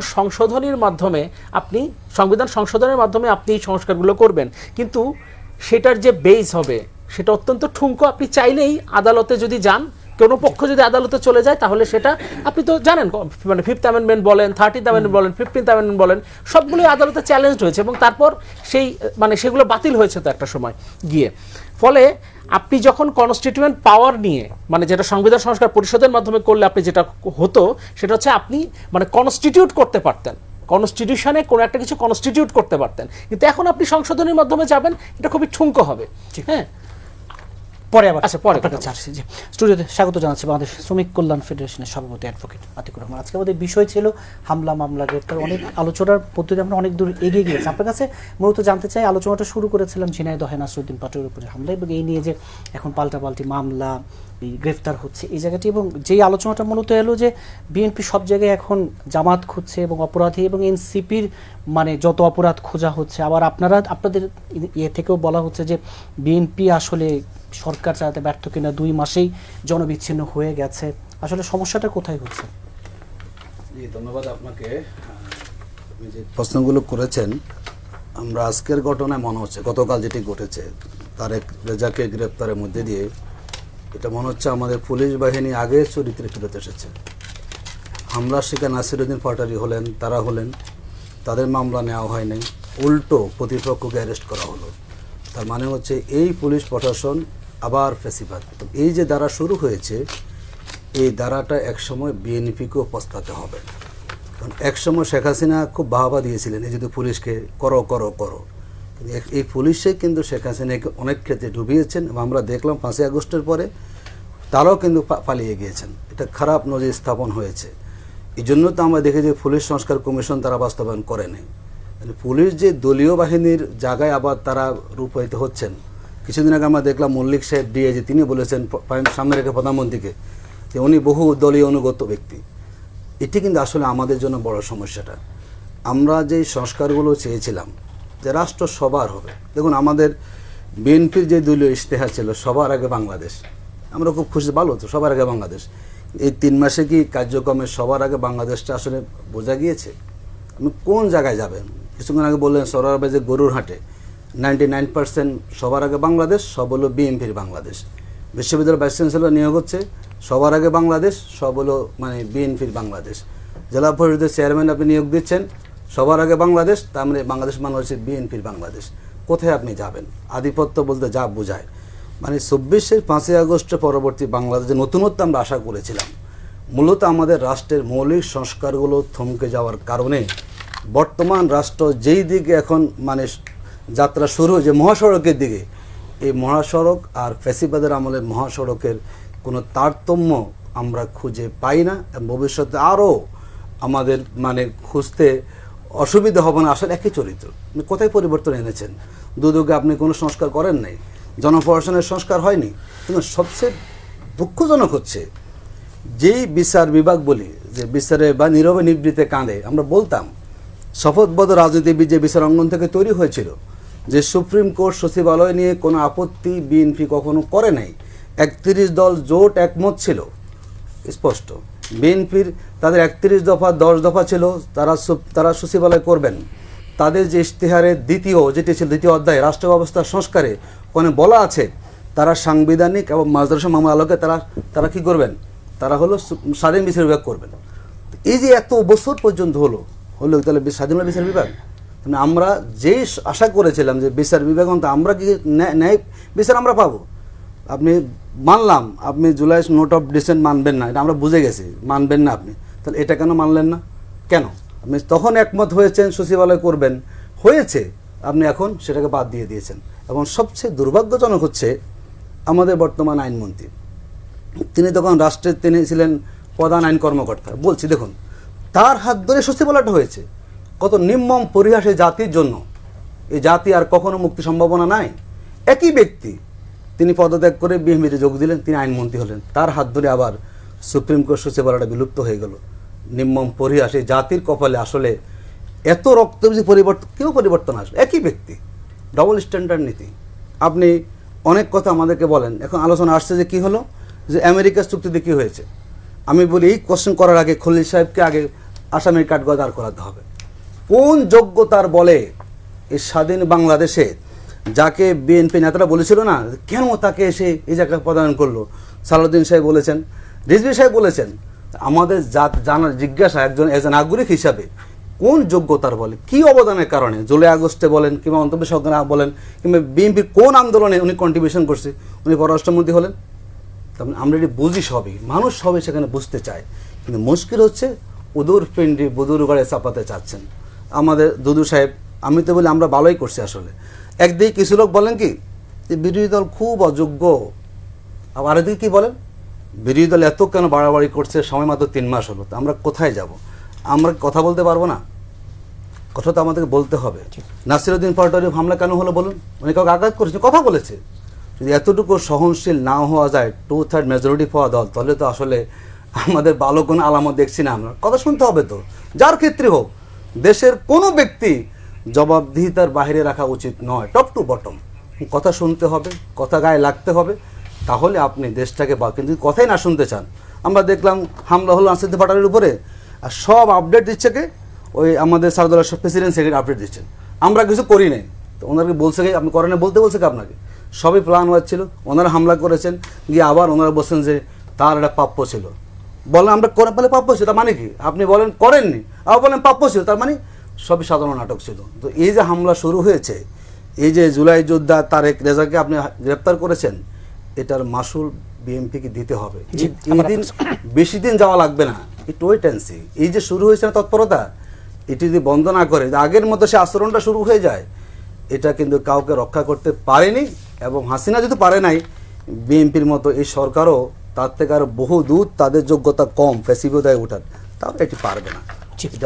রাশেদ খান, যে কতটা আসলে মাসুল দিতে হবে, আর 100 দিনের আপনাদের আত্মমূল্যায়নটা কি?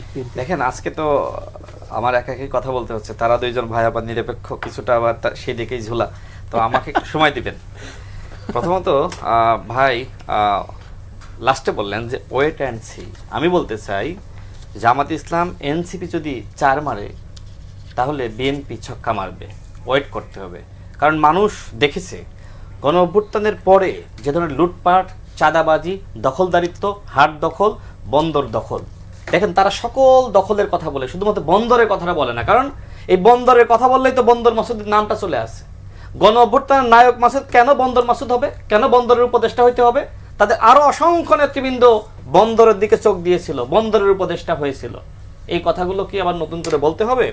মল্লিক সাহেবের কথা বললেন, শোনেন মল্লিক সাহেব তিনি কি বলেছেন যে জাতীয়তাবাদী আদর্শ, বাংলাদেশী আদর্শ, দেশপ্রেমের আদর্শ, এইটাতে আপনারা জ্বলে উঠছেন। তিনি কি বিএনপির কথা বলেছেন? কিন্তু আপনারা কি করেছিলেন? যে ব্যক্তি 10 বছর আগে অবসরে গেছে তাকে আপনারা আবার আনলেন কেন? জামাতি আদর্শ ধারণ করে। এই জন্য আপনি অন্তর্বর্তীকালীন সরকারের সময় বিভিন্ন জায়গায় বসালেন। এরকম অসংখ্য জামাতি আদর্শের মানুষজনকে আপনি বিভিন্ন জায়গায় বসিয়েছেন। আর যে মল্লিক সাহেব অভ্যুত্থানের সময় তিনি তো ছাত্র জনতার পক্ষে ছিলেন, তার যে একাডেমিক ক্যারিয়ার, তার যে পড়াশোনা আপনি একটু দেখেন না, সেটাও ফেসিবাদের দোসর ছিল না। কিন্তু আপনারা বিভিন্ন ফেসিবাদের দোসরকে বিভিন্ন জায়গায় বসিয়েছিলেন। আপনাদের চিন্তা ছিল কি? আপনাদের চিন্তা ছিল যে যদি আমরা এই প্রশাসনের রদবদল করি সেক্ষেত্রে বিএনপি লোকজন ঢুকে যেতে পারে। অন্তর্বর্তীকালীন সরকারের বিভিন্ন জায়গায় যারা ছাত্র দল করেছে বা বিএনপি পরিবারের, এই চিন্তার জায়গা থেকে আপনারা পুরো প্রশাসনকে করলেন জামাতিকরণ, এনসিপিকরণ। এই কথাগুলো আতিক ভাই আপনাকে বলতে হবে যে যেখানে আসলে মল্লিক সাহেবদের কথা বলেন, মল্লিক সাহেবরা বিএনপির কথা বলে নাই। জাতীয়তাবাদ আপনিও ধারণ করেন, তুষার ভাই ধারণ করেন, আপনি ধারণ করেন না ভাই? সবাই বাংলাদেশের 18 কোটি মানুষ যারা দেশকে ভালোবাসে তারা জাতীয়তাবাদকে ধারণ করে। সুতরাং এই কথাগুলো, আর উনি আরো বললেন যে সবার আগে বাংলাদেশ, আমরা বিএনপি স্লোগান দেখেছি না, আমরা দেখছি যে বিএনপির বাংলাদেশ। হ্যাঁ, বিএনপি বাংলাদেশ হবে না তো কি জামাত ইসলামের বাংলাদেশ হবে? জামাত ইসলাম কি বাংলাদেশ চেয়েছিল? সুতরাং এটা তো বিএনপি বাংলাদেশ হবে, এটা নাগরিক ঐক্যের বাংলাদেশ হবে, এটা এনসিপির বাংলাদেশ হবে, কিন্তু এটা জামাত ইসলামের বাংলাদেশ হবে না। যে জামাত ইসলাম বাংলাদেশের স্বাধীনতা সার্বভৌমত্বকে বিশ্বাস করে না, সেই জামাত ইসলামের বাংলাদেশ এটা কেমনে হবে? নাসিরউদ্দিন পাটোয়ারি তো কথা বলবেই, শুধু কথা বলেছে। এই নাসিরউদ্দিন পাটোয়ারি কি বলেছিল? জামাত ইসলাম দেশের স্বাধীনতা সার্বভৌমত্ব মানচিত্রের জন্য হুমকি। এই কথা কি বলবে? আপনি কি এটা চান? এটা কি কথা? জামাত ইসলামকে বলেছে ভণ্ড, প্রতারক, মুনাফেক। জামাত ইসলামকে বলেছে নাম পরিবর্তন করেন। তাহলে এই কথা কি নাসিরউদ্দিন পাটোয়ারি বলেই যাবে? নাসিরউদ্দিন পাটোয়ারিকে আমরা দেখেছি ঢাকা বিশ্ববিদ্যালয়ে বাম রাজনীতি করতো। সেই নাসিরউদ্দিন পাটোয়ারি কয়েকদিন আগে বলছে যে আমি শিবিরের সাথী ছিলাম। অর্থাৎ নাসিরউদ্দিন পাটোয়ারি একজন বহুরূপী বাম শিবির। আজকে সেই বাম শিবির পরবর্তীতে আবার এবি পার্টিতে গিয়েছিল, এখন আবার এনসিপিতে গিয়েছে, কিছুদিন আগে জামাতের বিরুদ্ধে বলেছে, এখন বিএনপির বিরুদ্ধে বলছে। তাহলে কি আপনারা নাসিরউদ্দিন পাটোয়ারিকে জামাতের মুখপাত্র বানিয়েছেন? আজকে বলছেন সে তো কথা বলছে। কথা যে সময় আপনাদের বিরুদ্ধে বলছিল তখন কেন বললেন যে বাপের থেকে বেশি বাইরো না? এই কথা তখন কেন বলেছিলেন? আপনারা তো অসংখ্য এনসিপির নেতৃবৃন্দের আপনারা বিবৃতি দিয়েছেন, বিবৃতি পর্যন্ত দিয়েছেন, গণমাধ্যমে সবকিছু আসে। আপনাদের ভিতর সম্পর্ক খারাপ ছিল, একটু সময় দেন। আমি বললাম না আমাকে একা ব্যাটিং করতে হচ্ছে, তারা কিন্তু 3 জন। তো যে কথা বলছিলাম যে মানে যে কথা বলছিলাম যে আপনারা যা যা করেছেন ভাই আমরা দেখেছি। এই এনসিপি শুরুতে বিএনপির সাথে জোটে যেতে চেয়েছিল, কিন্তু বিএনপি বলেছিল 4টার বেশি আসন দেওয়া সম্ভবপর নয়। তোমরা তো আগে বলো নাই, তোমরা যে সময় আমাদের আসন ঘোষণা হয়ে গেছে সেই সময় বলেছো। এনসিপি ওই সময় বিএনপির কাছ থেকে বেশি আসন ভাগিয়ে নেওয়ার জন্য জামাতের বিরুদ্ধে বলেছে, কিন্তু যখন দেখলো যে বিএনপি খুব বেশি আসন দিল না, তখন জামাতের সাথে হাত মিলিয়ে এখন বিএনপির বিরুদ্ধে বলছে। বিশাল সংস্কারের জোট। সংস্কারের জোট নাকি ক্ষমতার জোট? আতিক ভাইটা ক্লিয়ার করবেন। আপনারা তো ক্ষমতার জন্য আমরা দেখেছি আগে আওয়ামী লীগের সাথেও হাত মিলিয়েছেন, আপনারা ক্ষমতার জন্য বিএনপির সাথেও গিয়েছেন, আপনারা ক্ষমতার জন্য এরশাদের সাথেও গিয়েছেন। আপনারা এখন কি চাচ্ছেন? ক্ষমতার জন্য যে এনসিপিকে আপনারা জুলাই গাদ্দার বানানোর চেষ্টা করলেন, ক্ষমতার জন্য সেই এনসিপিকেও সাথে নিয়েছেন। আমি জানি না এখন আপনাদের এত মিতালি কেন, এই মিতালি কেন অন্তর্বর্তীকালীন সরকারের সময় আমরা দেখি নাই। ছোট করে 100 দিনে একটু আত্মমূল্যায়ন করেন। হ্যাঁ, আমি সেই মূল্যায়নটা করবো। শোনেন, শেষ করি। উনি বললেন যে ভিসি নিয়োগ, জেলা পরিষদ প্রশাসক নিয়োগ, আপনারা কি করেছিলেন? ঢাকা বিশ্ববিদ্যালয়ে ভিসি শিবিরের পরামর্শ নিয়ে দেওয়া হয়েছিল। আমি চ্যালেঞ্জ করছি, আসুক আমার কাছে, নাহিদ ইসলাম আসুক, আক্তার হোসেন আসুক। শিবিরের পরামর্শে ঢাকা বিশ্ববিদ্যালয়ের ভিসিকে নিয়োগ দেওয়া হয়েছিল। বাংলাদেশের যতগুলো বিশ্ববিদ্যালয় 80% বিশ্ববিদ্যালয়ে শিবিরের পরামর্শে ভিসি নিয়োগ দেওয়া হয়েছিল। এই যে বিভিন্ন জায়গায় প্রশাসক বসান নাই, এজাজ সাহেব কে ছিল? এজাজ সাহেব ছিল নাগরিক, জাতীয় নাগরিক কমিটির নেতা, এবং তাকে নিয়োগ দিয়েছিলেন নাসিরউদ্দিন পাটোয়ারি। এজাজ সাহেব যে হাজার হাজার কোটি টাকা লুটপাট করেছে, এই লুটপাটের টাকা নাসিরউদ্দিন পাটোয়ারিকে ধরেন পাবেন। আমি বলেছিলাম নাসিরউদ্দিন পাটোয়ারি গাঁজা না খাইলে হওয়া যায় না। আজকে নাসিরউদ্দিন পাটোয়ারিকে আপনারা খুব ছোট নেতা মনে করছেন না, সে কখনো বিএনপির বিরুদ্ধে খেলবে, কখনো জামাতের বিরুদ্ধে খেলবে, ভবিষ্যতে তার স্বার্থের জন্য সে এনসিপির বিরুদ্ধে খেলতে পারে, কারণ সে ছিল বাম শিবির, যাকে ঢাকা বিশ্ববিদ্যালয়ের মানুষ জানতো বাম নেতা। আচ্ছা বাম নেতা কেমনে শিবির হয় আমাকে বলেন তো? আজকে শিবিরের গুপ্ত রাজনীতি নিয়ে বললে আমার আতিক ভাইরা খুব কষ্ট ওই পায়। আলোচনার হ্যাঁ না আমি বলি ছোট কষ্ট করে পাই, কিন্তু আজকে বলেন, বলতে তো না, অসুবিধা শেষ নেই, করি, আমি কষ্ট শেষ পাবো করি। না। কষ্ট পাই, কষ্ট কিন্তু করেন। কথা হলো এই যে শিবির করে আবার বাম করে, এটা ভাই কোন চরিত্র? এইটা কি কোনো রাজনৈতিক নেতার আদর্শের মধ্যে যায়? একটু বিএনপি সবার আগে বাংলাদেশের মধ্যে আছে, স্বাধীন বিচার বিভাগ না, বাংলাদেশে বিচার বিভাগের যতটুকু স্বাধীনতা আমরা দেখছি এটা বিএনপি দেখাবে, এনসিপি দেখাইতে পারে নাই। কেন বিচার বিভাগে আমরা ভাব দেখি নাই? কাদের নেতৃত্বে মা হয়েছিল? হাসনাত আব্দুল্লাহর নেতৃত্বে, সার্জিদের নেতৃত্বে। অন্তর্বর্তীকালীন সরকারের সময় একটা গণ অভ্যুত্থান হয়ে গেছে, গণ অভ্যুত্থানের পরে তো ধানমন্ডি ভাঙার প্রয়োজন নাই। হ্যাঁ প্রথমবার হলো, দ্বিতীয়বার আবার কেন? বারবার আপনারা বলছেন দেশে শান্তি চান, আরে অন্তর্বর্তীকালীন সরকারের সময় যত শান্তি সব অশান্তি করেছে এনসিপি এবং জামাত। আজকে বিএনপি কে বলছেন যে বিএনপি সেই ফেসিবাদী আমলের চরিত্রে চলে গেছে, বিএনপি হলো আর একটা আওয়ামী লীগ। বিএনপি আর একটা আওয়ামী লীগ নাকি জামাত এনসিপি আর একটা আওয়ামী লীগ হতে চাচ্ছে? আজকে আপনারা সেই ফেসিবাদের আদর্শকে আপনারা ধারণ করছেন। বাংলাদেশের যদি সংস্কার হয় সেটা যতটুকুই হোক না কেন সেটা বিএনপি করবে, জামাত এবং এনসিপির নেতৃত্বে কোনো সংস্কার হবে না। এনসিপির নেতা নাহিদ কিন্তু বলে গেছে এদেশের মানুষ জামাতের নেতৃত্বকে গ্রহণ করবে। সুতরাং যতই 16 দিনে বিএনপির পতন ঘটাতে চান না কেন, আপনাদের নেতৃত্বে বাংলাদেশে কোনো গণ অভ্যুত্থান হবে না।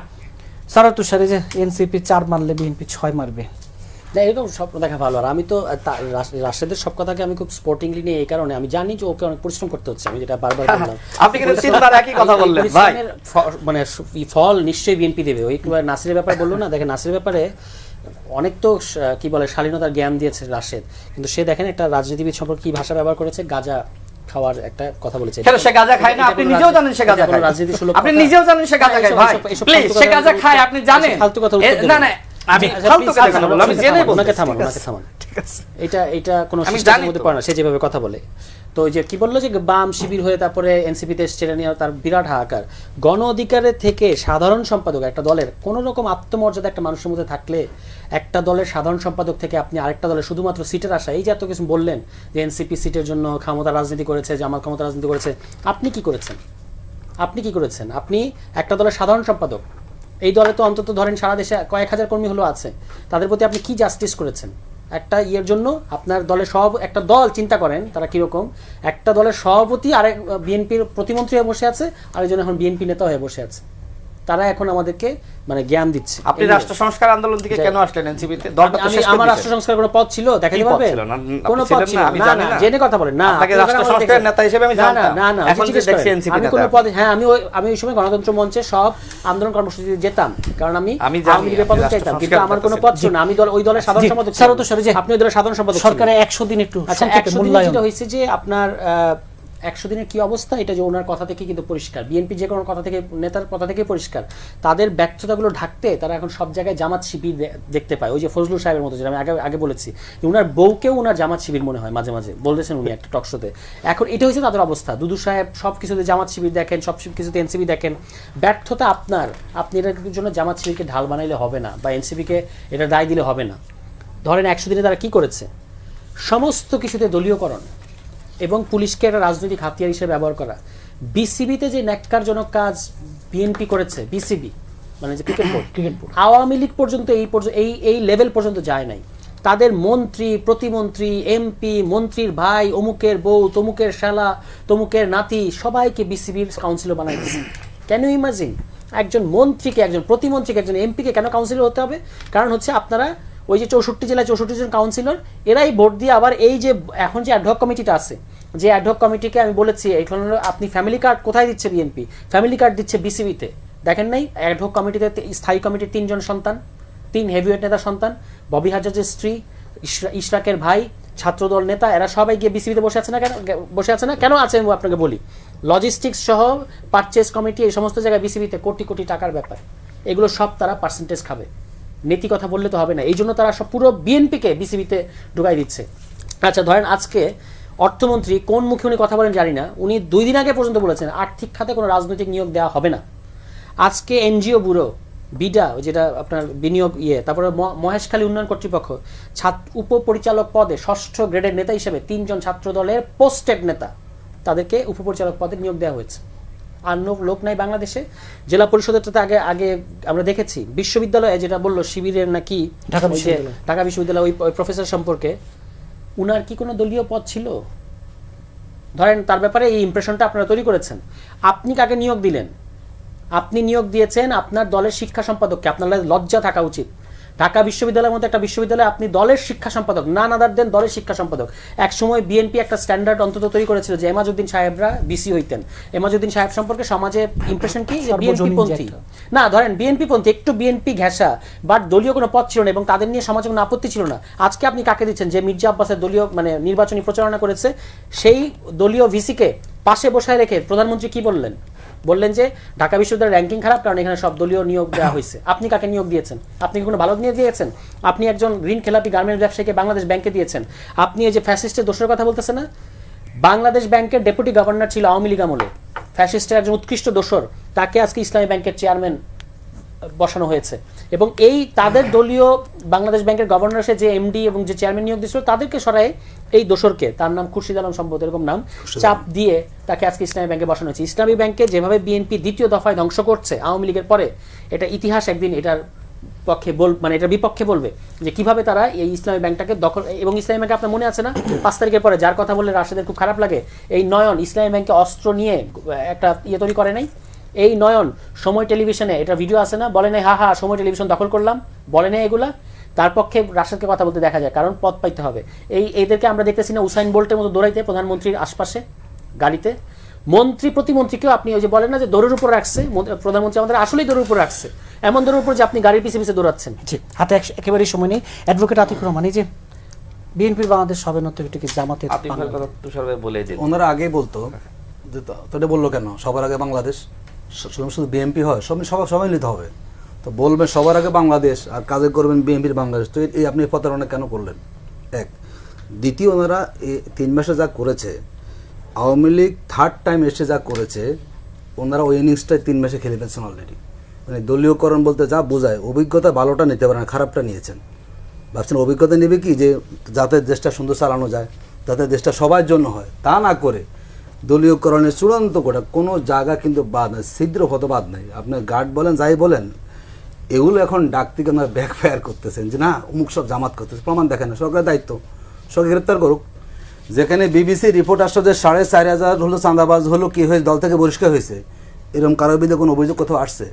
ওনারা অভিযোগ তৈরি করেন, মিথ্যা একটা নিয়ে আসেন, প্রমাণ করার সুযোগ নেই, সব বলতেছেন, জনগণ সেখানে দেখতেছে না। দ্বিতীয় দেখুন, 19 সব নাকি জামাত করেছে। ওনারা মাঝে মধ্যে আমাদের গুপ্ত বলে, আমরা খুশি হয়ে গুপ্ত বললে, কারণ গুপ্তর অনেক ক্রেডিট আছে। বলছি দেখুন, ঢাকা বিশ্ববিদ্যালয়ের ভাইস চ্যান্সেলর ওনার কথা বলেন, ওনার দলীয় কোনো পদ ছিল? আমি তো মনে করি আমাদের এই বর্তমান সরকারের 2 জন গুপ্ত ব্যক্তি এখন দায়িত্ব পালন করছেন। ডক্টর খলিলুর রহমান সাহেব, দায়িত্ব নিয়ে বলছি, তিনি গুপ্ত ব্যক্তি হিসাবে ঢুকেছেন আগের মানে উপদেষ্টা পরিষদে, এবং তিনি বিএনপির পারপাস সার্ভ করে এখন মানে প্রকাশ্যে পররাষ্ট্রমন্ত্রী হয়েছেন। আমাদের মাননীয় আইনমন্ত্রী মহোদয়, তিনিও কিন্তু গুপ্ত বিএনপি ছিলেন, বিএনপি সম্পাদক পদে ছিলেন, আবার তিনি এসে এখন ওপেন হয়েছেন। মানে গুপ্ত থেকে ওপেন প্রমাণ পাওয়া যায়, দৃশ্যমান। আইনমন্ত্রী মানবাধিকার সম্পাদক ছিলেন, আর আপনি উনি একসময় ছিলেন, আবার তিনি পদত্যাগ করেছেন। তো বললাম না, একই ব্যক্তির একেবারে বহুবিধ আচরণ। দেখুন, ওনারা বহু কথা বলেন না আমাদেরকে, যারা তুষার ভাই বললেন, অর্থনৈতিক অবস্থাটা একদম শেষ করে দিচ্ছে। এই 3 মাসে অর্থ ব্যবস্থাকে দাঁড় করানোর কথা ছিল না, এটি পারবে না। আমার তো মনে হয় যে বিএনপি যা শুরু করেছে, নিজেরাও ডুববে, তারা আমাদের জনগণকে আসলে ডুবাবে। এই জাতির আর মুক্তির কোনো সম্ভাবনা আমরা দেখছি না। তিনি অনেক কথা বলেছেন, মানে কথা তো বলা যায় আসলে অনেক কথা, সব বিএনপি জামাত। তো ক্ষমতা আমরা আসতে পারতাম নাকি? ক্ষমতা কিভাবে আসলেন? আর যদি বিএনপি ছক্কা মারার সেই অভিজ্ঞতায় থাকতো, তাহলে 15 বছর ফেসিবাস জেকে বসতো না। ওনারা ছক্কা মারার অভিজ্ঞতা নাই, মাঝে মাঝে 2-1টা বল ভুল কমে লেগে যায়, তাও তো লাগে নাই। লাগলে তো আর স্টুডেন্টদের রাজপথে নামতে হতো না। এখন স্টুডেন্টরা এসে হাসিনা পতন করে দিল, এখন খোলা মাঠে এসে ছক্কা মারতেছেন আর ছক্কার ক্রেডিট করতেছেন।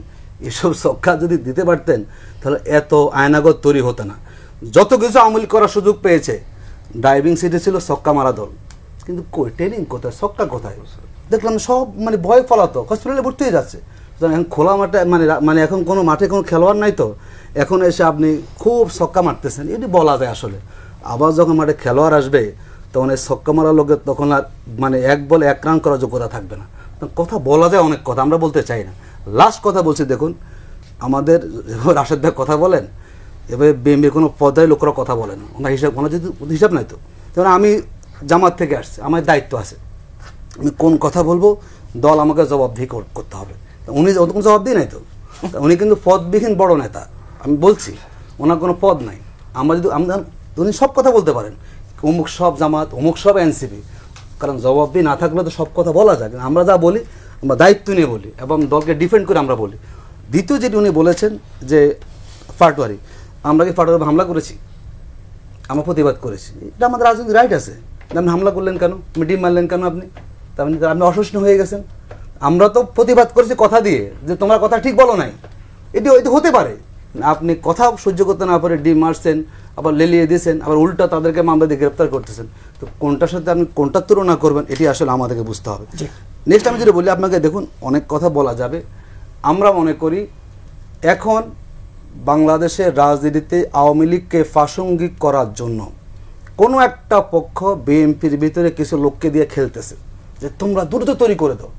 আমরা বলি আমরা একসাথে দেশ গড়বো, একসাথে এগিয়ে যাব, আর দু একজন এসে বলে না এগুলো যাবে না, বিএনপি যাও এইদিকে, জামাত যাও এইদিকে। তার নিঃসন্দেহে উনি কোনো ব্যক্তি বা কোনো গোষ্ঠীর কাছ থেকে সুবিধাপ্রাপ্ত হচ্ছেন। এবং এই যে ঐক্যের বাংলাদেশ আমাদের, আমরা সংসদে কথা বলবো, আবার প্রতিবাদ করব, এটি বাংলাদেশের নিয়ম। কিন্তু প্রতিবাদ করলে জামাত খারাপ হয়ে গেল, এটা কিন্তু ফেসিবাদ। এগুলো করে করে কেউ জানেন ওই ফেসিবাদকে আস্তে আস্তে ইন করানোর জন্য একটা রাস্তা খুঁজতেছেন। এটা আমরা জানি, সাধু সাবধান, জনগণ এটি বুঝে কে কখন কথা বলেন, কার কখন কথার টোন চেঞ্জ হয়ে যায়। যদি আমি আর্থিক এখন পরিবর্তন হয়েছে বুঝবেন যে আর্থিক কেন সামথিং কিছু হয়েছে। আমাদের কথা বলার টোন, কথা বলার ধরন, দায়িত্ব নিয়ে কথা বলা। আর টক শোতে আসলে জামাজ, আমি তো খুশি হয়ে যাই ভাই, আমার বিরোধী দলে তো এই যে জামাজ জিকির চলতেছে না, এই জিকির এক সময় বিএনপিকে পরাজিত করবে। আমি জামাত জিকির আওয়ামী লীগ করেছিল না, আজকে আমরা এই পজিশনে আসছি, বিএনপি করতে থাকুক, এই জিকির একসময় জামাতকে ক্ষমতা আনবে। আমরা খুব খুশি, আরো জিকির করতে থাকুক, আমরা ওনারা করুক। সবাই যখন একই জিকির করবে তখন স্বাভাবিক মানুষ একই জিকির করবে। এখন জামাত ছাড়া উপায় নেই। কারণ যতই বলুক বলতে থাকুক, আমরা খুশি হই। বলতে বলতে একসময় বাংলাদেশ জামাতময় হয়ে যাবে, একসময় বাংলাদেশ জামাত ইসলামী দেশ পরিচালনা করবে। একসময় বাংলাদেশ নেগেটিভ দিয়ে জামাতকে ঠেকানো যাবে না। আতিক ভাই একটু ফ্যাসিস্ট হয়ে উঠতেছিল আর কি। আমি তো সময় কম পাইছি যে জাস্ট কিডিং। না, আমি এমনিতে অবশ্য আতিক ভাইয়ের দুটো কথা একটু বলতে চাই, অ্যাড্রেস করতে চাই। যে মানে যদিও সেটা হয়তো রাশেদ খান বলবেন, মানে রাশেদ খানের বড় পদ তার দলে নাই থাকতে পারে, সেটা তার দল এবং তার সিদ্ধান্ত, তাদের মানে সেখানকার ব্যাপারটা কেমন। এটা আসলে আমার মনে হয় যে একটা টক শোতে যখন চ্যানেল তাকে আমন্ত্রণ জানিয়েছে কথা বলবার জন্য, তিনি তার দলের পক্ষে বলবেন, তাহলে তার বড় পদ থাকুক বা না থাকুক সেটা আসলে ইম্পর্টেন্ট না। যদিও মানে এটা হয়তো তিনি বলবেন, আমি আমার কাছে মনে হচ্ছে যে এইভাবে আসলে বলাটা ঠিক না। আমি নিশ্চয়ই বলবো না যে সারোয়ার তুষারের রাষ্ট্র সংস্কার আন্দোলনে কোনো বড় পদ ছিল না, কারণ আমি নিশ্চয়ই যখন একসাথে আমরা লড়াই করেছি তখন নিশ্চয়ই আমি বলি না যে সারোয়ার তুষার কেন আপনি আসছেন, আপনি পেছনে যান, এটা আমি নিশ্চয়ই তখন বলি নাই। যাই হোক, আর আরেকটা কথা হচ্ছে যে আগের দফায় যখন অ্যাডভোকেট আতিকুর রহমান বললেন, উনি হয়তো, আমার ধারণা যে তিনি এটা হয়তো মানে মুখ ফসকে বলে ফেলেছেন, কিন্তু তারপরেও এটা হয়তো বা বলা ঠিক হয় নাই। আমি মনে করি আর কি যে এই জাতির আর কখনো মুক্তির সম্ভাবনা নাই, ঠিক এক্স্যাক্টলি এই লাইনটা কোনোভাবে বলা হয়ে গেছে। আমরা আসলে ৭১-এ দেখিয়েছি যে যত ধরনেরই বাধা থাকুক না কেন, সেটা ভেতর থেকে বাইরে থেকে যে কোনো ধরনের আক্রমণ থেকে আমরা আসলে দেখিয়েছি, এবং তারপরেও হয়েছে, তারপরে ৯০ হয়েছে, তারপর ২৪-এ হলো। ফলে আমরা মুক্তির পথে বারবারই এগিয়ে যাব। ফলে এই জাতির মুক্তির আর কোনো সম্ভাবনা নাই, এই ধরনের নেগেটিভ কোনো কিছু আসলে আমরা প্রত্যাশা করি না। আরেকটা কথা হচ্ছে যে হ্যাঁ ঠিক না, আমি আমি আমি আমি এক্সপেক্ট করি, আমি প্রত্যাশা করি যে এটা আসলে মুখ ফসকেই বেরিয়ে গেছে, কিন্তু আপনি বলেছেন। যাই হোক, আর আতিক ভাই একটা কথা বলি যে বিশ্ববিদ্যালয়গুলোতে মানে যে ভিসি নিয়োগ দেওয়া হচ্ছে, এটা ওই যে সবার আগে বিএনপি, হ্যাঁ এটাও ঠিক যে এখন সবার আগে বিএনপি নীতি, আবার ওই কিছুদিন আগে যেটা ছিল যে এই যে সবার আগে জামাত নীতি, এরকম একটা প্রসেসের মধ্যে দিয়ে আসলে এর আগে হয়েছে। আরেকটা কথা একটু বলি, খলিলুর রহমানের কথা বলা হয়েছে যে কোন আন্দোলন তিনি করেছেন যে পররাষ্ট্রমন্ত্রী হলেন। এখন তো একটা নির্বাচিত সরকার, মানে একটা নির্বাচনের মধ্যে দিয়ে একটা সরকার গঠিত হয়েছে, তারা একটা প্রসেস আছে যে এত পার্সেন্ট টেকনোক্রেট কোঠায় আনা যাবে, নানান কিছু। আগে তো তখন তো ব্যাপারটা সেরকম ছিল না উপদেষ্টা পরিষদে। তখন যখন খলিলুর রহমানরা উপদেষ্টা পরিষদে এসছেন কিংবা নূরজাহান বেগমরা যখন উপদেষ্টা পরিষদে এসছেন, তারা কোন আন্দোলন করেছিলেন? মানে এই যে 15.5 বছরের লড়াইটা ছিল, এই লড়াইয়ে কোন আন্দোলনটা করেছিলেন? আর বিএনপি ছক্কা মারতে পারে নাই ওই আওয়ামী লীগের সময়ে। হ্যাঁ, বিএনপি আওয়ামী লীগ আমলে ছক্কা মারতে পারেনি, তবে এটা ঠিক যে জামাত সিঙ্গেল নেওয়ার জন্যও রাস্তায় নামে নাই। মানে একটা ছোট টোকা দিয়ে যে সিঙ্গেল নেওয়া, হ্যাঁ 2-1 সময় হঠাৎ করে 6 মাস পর 8 মাস পর উত্তরাতে আমি একটু ভাই শেষ করে প্লিজ, উত্তরাতে কোনো একটা রাস্তায় মানে দমকা হাওয়ার মতো একটা মিছিল হয়েছে, কিন্তু সিঙ্গেল নেওয়ার জন্য যে আসলে মাঠে খেলতে নামা, সেই খেলতে নামাটাও আসলে খেলতে নামে না। ফলে ছক্কা হয়তো কেউ মারার চেষ্টা, ভাই ছক্কা মারার জন্যই তো সবাই নামে, হ্যাঁ ধরেন টি-20-তে, আবার কেউ কেউ ধরেন টেস্টে আবার টিকে থাকার জন্য নামে। তো যাই হোক, আমরা টেস্ট খেলেছি, অনেক সময় লেগেছে, কিন্তু আমরা তো মাঠে ছিলাম। কিন্তু জামাতকে আসলে সেটা হয়নি। মানে ভাই আরেকটা কথা বললেন যে যখন মাঠে খেলোয়াড়রা মাঠে যখন আবার অন্য খেলোয়াড়রা ফিরবে, তখন মানে এই ছক্কা মারা প্লেয়ারদের পাওয়া যাবে না। তো যারা মানে মাঠে যখন খেলোয়াড়রা ছিল আসলে, তখন আমরা কাদেরকে মাঠে কখনো দেখি নাই, সেটা ব্যাপার আছে। আর যখন আপনার মাঠ ক্লিয়ার হয়ে গেছে, মাঠ যখন ফাঁকা হয়ে গেছে, যখন সুবিধাজনক সময় হয়েছে, তখন হঠাৎ করেই ধরেন আপনার সেই ক্যান্টনমেন্ট থেকে বঙ্গভবন, এবং তারপর হঠাৎ করেই ধরেন কোনো একটা উত্থান, এবং তার মধ্য দিয়ে হঠাৎ করে ধরেন পুরো এই অভ্যুত্থান এবং তার পূর্ববর্তী যে লড়াই, এই সব কিছুর মানে একদম মূল শক্তি হয়ে ওঠার একটা চেষ্টা, মানে সেটা আসলে আমরা দেখেছি। হাতে সময়টা একেবারেই শেষ, আমি চার্জের কাছে মন্তব্য শুনে আমি 30 সেকেন্ড একটু বলি। সেটা হচ্ছে যে একটা বিষয় হলো যে শেষের দিকে যেটা আতিক ভাই বললেন যে আমরা একসাথে এগিয়ে যাব, সংসদে আমরা অবশ্য সেটাই দেখছি। মানে ওখানে সংসদটা মনে হচ্ছে কি, যে জাতীয় পার্টি আওয়ামী লীগের যেরকম এক ধরনের মিথস্ক্রিয়া ছিল এক ধরনের, ঠিক ওই রকমই আবার বিএনপি এবং জামাত সহ যারা 11 দল আছে, তাদের এই ধরনের একটা মানে আমি এবং দামি, আমরা এবং মামুরা মিলে সংসদ চালাবো, এরকম একটা ব্যাপার। এবং স্থানীয় সরকার ব্যবস্থা ভেঙে ফেলার যে ব্যাপারটা, সেটার প্রস্তাবটা এসছে এনসিপির দিক থেকে, আর সেটা পালন করেছে সরকার। অনুষ্ঠান একেবারে শেষে, আমি বেশি বড় করা যাবে না, আমি এক বাক্যে একটু আপনার মন্তব্য শুনবো। এই যে ঘুরে ফিরে একটা আলোচনা হচ্ছে যে একসাথে সামনে পথ চলা, সেই জায়গায় বিএনপি তো যেহেতু ক্ষমতায় আছে, দায়িত্ব নিয়ে সবাইকে নিয়ে একসাথে পথ চলা, ছোট করে। শোনেন, আমি যেহেতু একা, একটু সময় দেন, তাদের একটু কম ভাগ করে দিন। দেখেন, তুষার ভাই বললেন যে রাশেদ খান সিটের আশায় বিএনপিতে, তাদের যারা নেতৃত্ব দিচ্ছে জামাত সিটের আশায় ধানের শীষে গিয়েছিল, তারা এরশাদের সাথেও গিয়েছিল, তারা আওয়ামী লীগের সাথেও গিয়েছিল, তারা এখন এনসিপির সাথে আছে। ওই যে বললো না যে যখন কথাবার্তা একটু পরিবর্তন হবে, বুঝবেন যে কোনো একটা বিষয় আছে। বিষয় তো আছেই, এনসিপি জামাতের বিরুদ্ধে বলছে না, জামাত এনসিপির বিরুদ্ধে বলছে না, ক্ষমতার জন্য সব এক হয়ে গেছে। হ্যাঁ, আমি রাশেদ খান বিএনপিতে জয়েন করেছি, সরোয়ার তুষার ভাই রাষ্ট্র সংস্কার থেকে এনসিপিতে যুক্ত হয়েছে, নাসিরউদ্দিন পাটোয়ারি বাম থেকে শিবির হয়েছে, শিবির থেকে এবি পার্টি হয়েছে, এবি পার্টি থেকে পরবর্তীতে এনসিপি হয়েছে। তো এই হওয়ার রেকর্ড আছে। আপনারা যদি এইভাবে আমাকে যখন যুক্তির উত্তর দিতে পারবেন না, তখন বলবেন রাশেদ খান কেন দল ছেড়ে বিএনপিতে আসলো, এই প্রসঙ্গে আপনি কেন চাঁদাবাজকে আপনার দলে আশ্রয় দিলেন, বললেন যে বিএনপির 3 গুণ, পাথর মেরে মানুষ খুন। সেই মানুষ খুন করা মানুষ ইশাক সরকার কি এনসিপিতে যাওয়ার পরে ফেরেস্তা হয়ে গেছে? এইটা নিয়ে তো জামাত এবং আমার এনসিপি বন্ধুরা সব থেকে বেশি প্রতিবাদ করেছিল। সুতরাং আমাদের ওই যে বললাম না যে আমাদেরকে যদি 4 মারতে আসেন, আসলে আমরা ছক্কা মারবো। ভাই চমৎকার বলেছে, আমরা তো প্রকাশ্যে ছিলাম।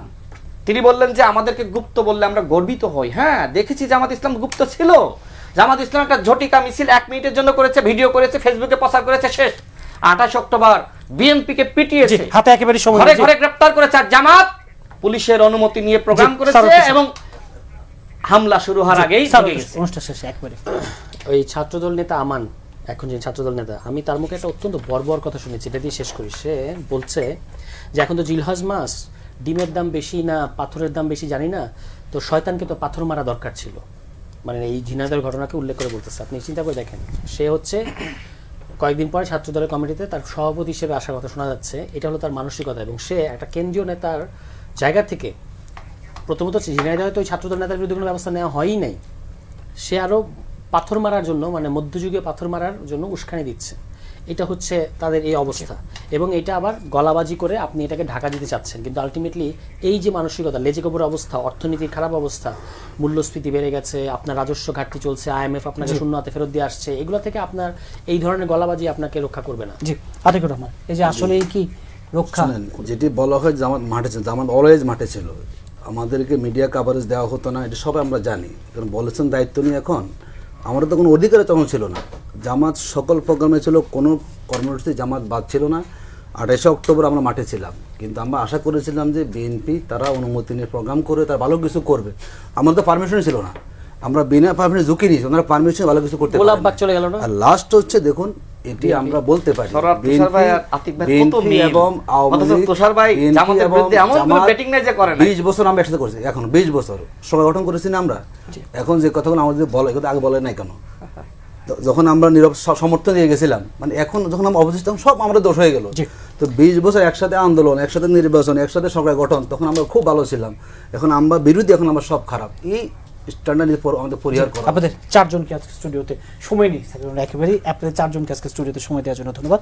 দর্শক, পাবলিক পার্লামেন্ট আছে এই পর্যন্তই, আগামীকাল আবারও দেখা হবে। সে পর্যন্ত ভালো থাকুন, সুস্থ থাকুন।